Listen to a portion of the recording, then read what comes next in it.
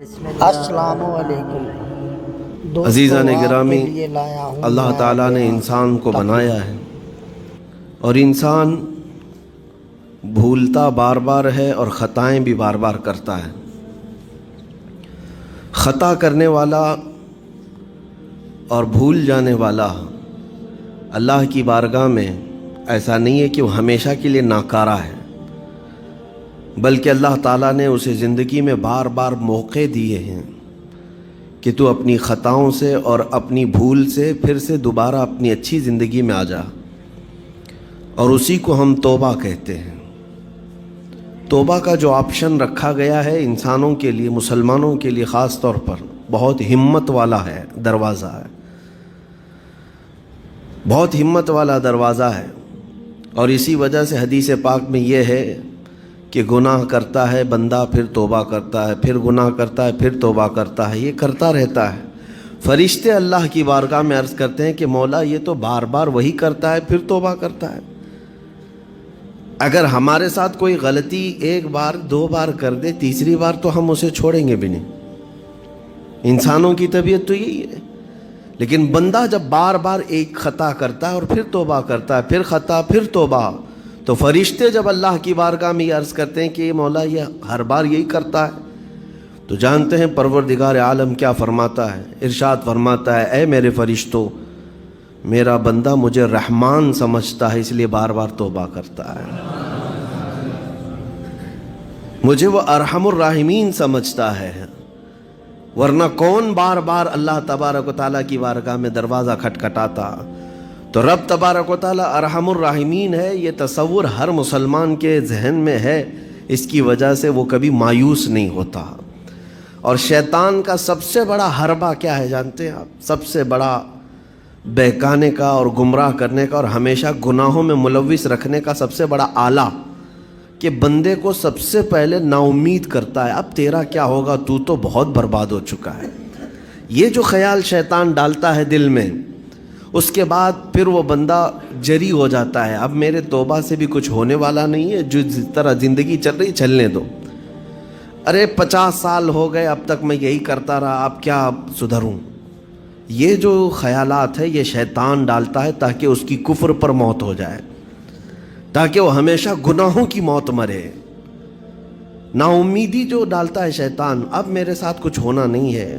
نہیں میرے عزیزو، رحمت عالم صلی اللہ تعالیٰ علیہ وسلم کی بارگاہ میں کیسے کیسے لوگ آئے اور ارحم الراحمین نے ان کی توبہ قبول کی۔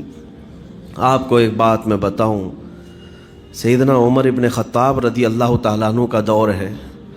مثنوی شریف میں مولانا روم فرماتے ہیں، جنت البقیع آپ نے سنا ہوگا، قبرستان مدینے کا، مدینے کے قبرستان میں رات کے وقت ایک بوڑھا آدمی 80 سال کا جو بانسری بجاتا تھا اور اسی سے پیسہ کماتا تھا، اس کی بانسری میں بڑی اچھی لے تھی، بڑی سر اچھی تھی، لوگ سنتے تھے اور پیسے دیتے تھے، لیکن بڑھاپے میں جب سانس پھولنے لگ جاتی ہے، ہانپنے لگ جاتا ہے، سانس نہیں ٹھہرتی، تو بانسری کیسے بجتی؟ اس کی لے ٹوٹ جاتی، لہجے بدل جاتے۔ بوڑھا آدمی، اب اس کی بانسری سننے کو کوئی آتا نہیں تھا اور پیسے ملتے نہیں تھے، تھک ہار کر کے وہ آیا، رات کا وقت تھا، جنت البقیع قبرستان میں، 80 سال کی عمر کا ہو گیا ہے، اس نے بانسری توڑ دی، کہا زندگی بھر جس چیز سے میں کماتا تھا اب میری سانسوں نے جواب دے دیا، جسم پھولنے لگا ہے، سانس زیادہ آنے لگ گئی ہے، اب میرا کھانا پینا کیسا چلے گا؟ خیر ارحم الراحمین ہوں تو تیرا ہی بندہ، میرے اہل و عیال نہیں، میرے رشتہ دار نہیں، مجھے اگر تو بھوکا مارنا ہے تو اسی قبرستان میں مار دے، یا اگر میری زندگی باقی ہے تو میرے رزق کا انتظام کر دے۔ وہ رو رہا تھا 80 سال کی عمر میں۔ جب بندہ لاچار و مجبور ہوتا ہے تو پروردگار کو ہی یاد کرتا ہے۔ جانتے ہیں عمر ابن خطاب رضی اللہ تعالیٰ عنہ امیر المومنین مسجد نبوی میں تھے اور ان کی آنکھ لگی تھی، خواب میں رسول پاک صلی اللہ تعالیٰ علیہ وسلم تشریف لائے، کہا عمر اللہ کا حکم ہے جنت البقیع میں جاؤ، ایک بھوکا آدمی کھڑا ہے، اپنے گھر سے کھانا لے جاؤ اور اس کی ضرورت کا انتظام کرو۔ نیند کھلی تو آپ نے دیکھا اللہ کے حبیب صلی اللہ علیہ وسلم کی طرف سے حکم آیا اور رب ذوالجلال کا حکم ہے، گھر سے عمدہ کھانا لیا، توشادان لے کر کے کچھ مال و متاع بھی لے کر قبرستان میں گئے، ڈھونڈا کون ہے یہاں پر، تو دیکھا کہ ایک ہانپتا کانپتا ہوا 80 سال کا بوڑھا روتا ہوا نظر آیا۔ امیر المومنین اپنے ہاتھ میں توشادان لے کر اس کے قریب گئے، کہا تو بھوکا ہے؟ کہا ہاں بھوکا ہوں۔ بیٹھ چل میں تجھے کھلاتا ہوں۔ دسترخوان بچھا کر اسے اپنے ہاتھوں سے کھلایا اور اسے اپنی ضرورت کے مطابق جو ضروریات تھیں اس کی ضرورت کے مطابق وہ ساری چیزیں دی۔ وہ بوڑھا پوچھتا ہے آپ کون ہیں؟ حضرت عمر فاروق نے کہا میں عمر ابن خطاب ہوں۔ وہ ڈر گیا، حضرت عمر سے کون نہیں ڈرتا تھا کہ کہیں یہ کھلا پلا کر کے مجھے کوڑے نہ ماریں کہ زندگی بھر بانسری بجانے والا آج پکڑا گیا ہے، ہاں آج مجھے یہ سزا نہ دے دے۔ وہ کانپنے لگا، کہا کہ آپ یہاں کیسے؟ حضرت امیر المومنین کہتے ہیں میں خود نہیں آیا، مجھے اللہ کے رسول نے بھیجا، اور رب تبارک و تعالیٰ کا حکم آیا تھا کہ تو بھوکا ہے اور تو نے رزق مانگا ہے اور مجھے تیرے رزق دے کر کے بھیجا گیا ہے۔ وہ چیخ مار کر کے گر پڑا زمین پر اور رونے لگا، اپنے ہاتھ پھیلا کر کہا سچ فرمایا مولا تو ارحم الراحمین ہے، 80 سال تجھ سے دور بھاگتا رہا، ایک بار کیا تجھے میں نے پکارا، تو نے وقت کی امیر المومنین کو کھانا دے کر بھیج دیا۔ اللہ رب العزت کی بارگاہ میں نا امیدی اور مایوسی جو شیطان لاتا ہے اس سے بندے بھٹک جاتے ہیں، بہک جاتے ہیں، انہیں توبہ کی توفیق بھی نہیں ملتی۔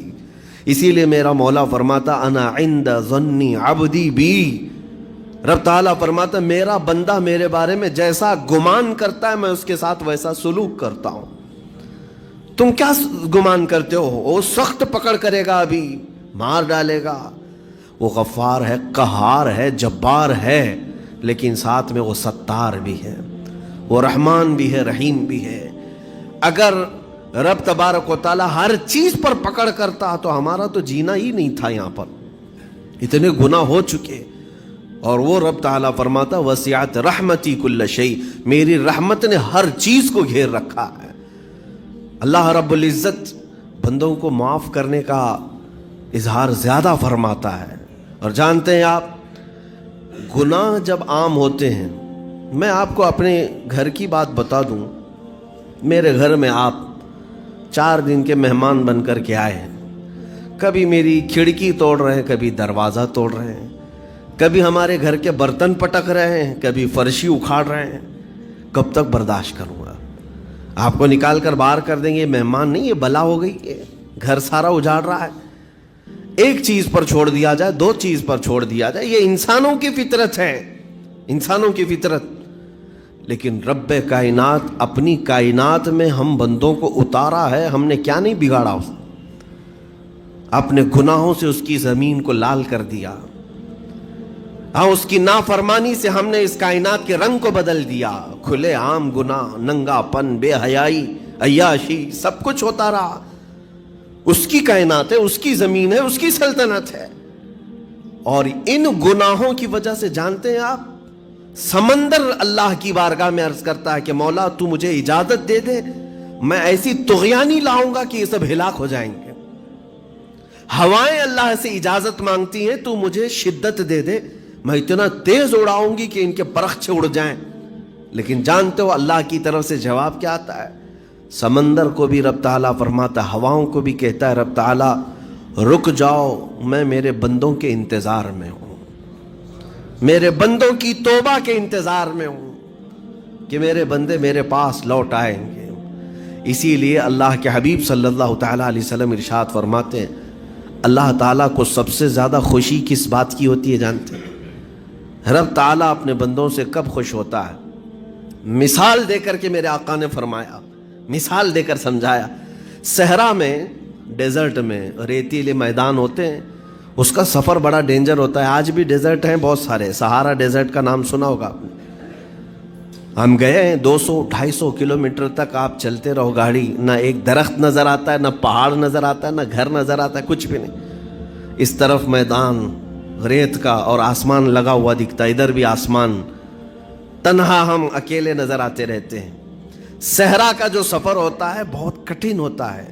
नबी पाक सल्लल्लाहु ताला अलैहि वसल्लम मिसाल देते हुए इरशाद फरमाते, एक बंदा अपनी ऊँटनी लेकर उस पे साजो सामान लेकर खाने पीने का सहरा के सफ़र पर था, और सहरा में खाना पानी बहुत मिकदार में ली जाती है क्योंकि कुछ मिलता नहीं, और जल्द से जल्द वहाँ से सफ़र गुजार करके आना। एक बार अगर रास्ता भटक गया मौत हो जाती है, वहाँ पे रास्ता मिलेगा नहीं। जिस तरफ भी जाओ तो लगेगा सीधा ही चल रहा हूँ, डायरेक्शन ही नहीं पता होते सहरा में। हुजूर पाक सल्लल्लाहु अलैहि वसल्लम फरमाते हैं, एक बंदा सहरा के सफ़र में अपनी ऊँटनी के साथ साजो सामान लेकर सफ़र पर था। बीच रास्ते में उसे नींद आई, सोया, सो करके उठा तो देखा उसकी ऊँटनी साजो सामान के साथ गायब है। सहरा में, बीच सहरा में। अब जो सवारी थी वो गायब है, खाना पानी था वो गायब है, कुछ नहीं है साथ में।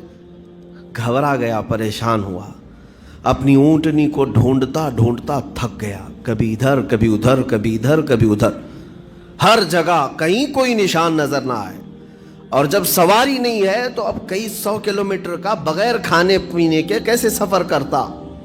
थक हार करके दूसरा दिन हो कि तीसरा दिन हो, एक जगह वो बंदा सो गया, फिर से सो गया, अब रास्ता भी नहीं मिलता। सोया तो नींद से उठा जब तो देखा उसकी ऊँटनी भी मौजूद है, उसका साजो सामान भी है। ये मिसाल है, ये मिसाल है। मेरे आका सल्लल्लाहु अलैहि वसल्लम सहाबा से अब पूछते हैं, ऐ मेरे सहाबा बताओ, उस बंदे को जो सहरा में गुमशुदा ऊँटनी जिसकी मिल जाए उसे खुशी कितनी होगी। सहाबा कहते हैं, या रसूल अल्लाह, उसकी तो जान में जान आ गई होगी, क्योंकि वो जानते थे सहरा का सफ़र क्या होता है। कहा सबसे ज्यादा उसे खुशी होगी कि उसका खोया हुआ सामान मिल गया, खोई हुई सवारी मिल गई।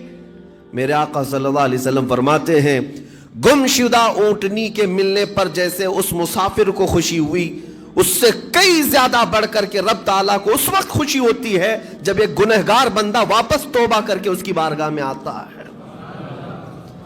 रब ताला की बारगाह में जब बंदा पलट करके आता है, रब ताला फरिश्तों पर उस बंदे को दिखाकर रश्क करता है।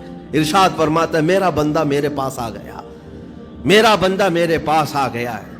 मैंने कुरान पाक की वही आयत तिलावत की है जिसमें अल्लाह ताला फरमाता है, वल्लज़ीना इज़ा फ़अलू फ़ाहिशतन औ ज़लमू अनफुसहुम ज़करुल्लाह फ़स्तग़फ़रू लिज़ुनूबिहिम। ये चौथे पारे की आयत है। अल्लाह ताला फरमाता है, वो लोग जिन्होंने बुराई कर ली या अपनी जान पर जुल्म किया, यानी गुनाह किया, फिर अल्लाह को याद कर लिया और तौबा कर लिया। अल्लाह फरमाता है, वमन यग़फिरु ज़ुनूबा इल्लल्लाह। तो बताओ लोगों, अल्लाह के अलावा कौन है बख्शने वाला। लेकिन शर्त रब ताला ये फरमाता, वलम युसिर्रु अला मा फ़अलू वहुम यालमून। लेकिन एक बात है कि वो जिस चीज़ से तौबा करके आ रहे हैं उस पर फिर मजीद इसरार करके जमे ना रहे, छोड़ दे एक बार, जानबूझ करके फिर उस चीज पर ना लगे रहे। यह आयत कब नाजिल हुई थी मैं आपको बताऊं। दो सहाबा थे, दोनों गहरे दोस्त थे, बहुत ही गहरे दोस्त, मदीने के रहने वाले। उसमें से एक सहाबी तिजारत के लिए जा रहे थे और उनके घर बार में उनकी बीवी थी, बस और कुछ नहीं। तो अपने दोस्त से कहा कि मैं जा रहा हूं, मुझे आने में ताखीर हो सकती है, मेरे घर पर अगर कभी सौदा सलफ लाने की ज़रूरत पेश आई तो मेरी बीवी को ये पहुंचा देना, साजो सामान। ये कह कर के वो तिजारत पे चले गए। जो दोस्त सहाबी थे, देखिए सहाबा के बहुत सारे काम उम्मत के लिए दर्स हैं, क़यामत तक आने वाले मुसलमानों के लिए वो मिसाले राह हैं। तो वो जो दोस्त सहाबी थे सौदा सलफ लेकर के घर जाया करते थे अपने दोस्त की बीवी को पहुंचाने के लिए। एक दिन ऐसा हुआ कि शैतान ने वरगलाया और सौदा सलफ सामान लेकर घर गए।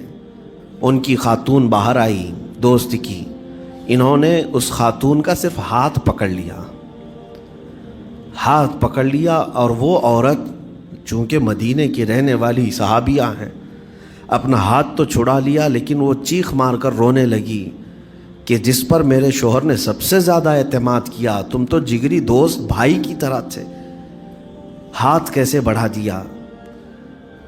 تو اس صحابی کو فوراً احساس ہو گیا کہ میں بہت بڑی خطا کر گیا، میرے بھائی اور میرے دوست کی امانت میں نے خیانت کر دیا، اس نے مجھ پر بھروسہ کیا تھا اور اس کی بیوی کا میں نے ہاتھ پکڑ لیا۔ بس اتنی سی بات تھی، وہ خاتون بھی رونے لگ گئی کہ میرے ساتھ کیا ہوا، یہ صحابی بھی رونے لگ گئے، احساس فوراً ہو گیا کہ میں نے غلط کیا ہے، سودا سلف لانے کے وقت مجھ سے غلطی ہو گئی، خطا ہو گئی۔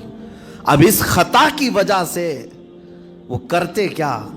ان کو تو ڈر یہ تھا کہ میں اپنے دوست کو منہ دکھانے کے بھی قابل نہیں، اور نہ ہی میں یہ چیز کسی کے سامنے ذکر کر سکتا ہوں، کیا کروں؟ تو مدینہ چھوڑ کر کے چلے گئے پہاڑیوں میں، اور بغیر کھانا پانی سب کچھ بھی نہیں تھا، پہاڑیوں کے بیچوں بیچ رہنے لگے، اور صرف روتے تھے اور گر جاتے تھے، اور کمزوری آ گئی جسم میں، اٹھنے پھرنے کی بھی طاقت نہیں تھی۔ اب وہ دوست ان کے صحابی تجارت سے واپس آئے، گھر میں آتے ہی ان کی خاتون نے بتا دیا کیا معاملہ پیش آیا۔ وہ بہت جلال میں آئے اور کہا کہ میرا دل ٹوٹ گیا، آج میری کمر ٹوٹ گئی، جس کے ساتھ ہم نے پوری زندگی بتائی، آج اس نے میری عورت کے ساتھ ایسا کیسے کیا؟ بہرحال انسان ہے، خطا ہوتی ہے، انسان ہے، بھولنا اور خطا کرنا اس کی عادت ہے۔ اب ان کو دل میں تو بہت تکلیف ہوئی، کروں کیا؟ لیکن وہ صحابی تھے، انہوں نے کہا یہ معاملہ سیدھے حضور پاک کی بارگاہ میں رکھتا ہوں، کہا کہ میں سزا دوں گا یا پھر جو ہے ان کے لیے جو قرار واقعی چیز ہوگی وہ دلا کر رہوں گا۔ بارگاہ مصطفیٰ صلی اللہ تعالیٰ علیہ وسلم میں تشریف لائے، عرض کیا کہ آقا ایسا ایسا ہو گیا، میرے معتمد ساتھی نے میرے گھر میں ایسا معاملہ کر دیا۔ نبی پاک صلی اللہ تعالیٰ علیہ وسلم غمگین ہو گئے کہ ان دونوں کے درمیان ایسا کیسے ہو گیا۔ پھر تھوڑی دیر کے بعد رحمت عالم صلی اللہ علیہ وسلم جو غیب داں نبی ہیں، ہر چیز کو جانتے بلکہ اپنے امتیوں کے احوال سے باخبر رسول ہیں، نبی پاک صلی اللہ تعالیٰ علیہ وسلم اپنے اس غریب صحابی کے حالات معلوم کیے، پتہ چلا کہ وہ تو گھر بھی چھوڑ دی